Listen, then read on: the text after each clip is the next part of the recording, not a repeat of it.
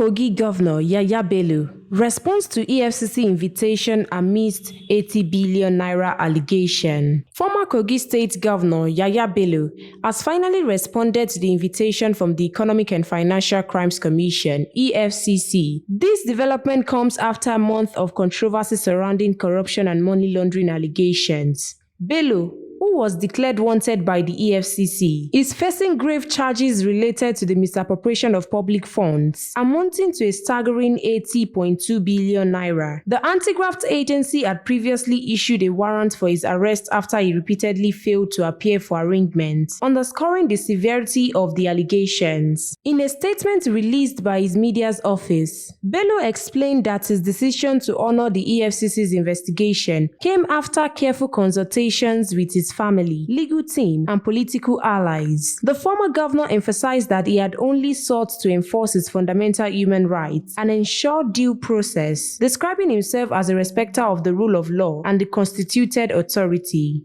Yahaya Bello's statement not only expressed his support for President Bola Ahmed Tinubu's effort to drive sustainable economic development in Nigeria, but also highlighted his backing for the administration's fight against corruption. Reports indicated that Bello was accompanied to the EFCC headquarters by several high-profile Nigerians. His media office expressed hope that the commission would conduct its investigation professionally and respect Bello's fundamental human rights as a Nigerian citizen. This development follows an August 20th ruling by the Court of Appeal in Abuja, which ordered Yahaya Bello to surrender himself for arraignment by the EFCC.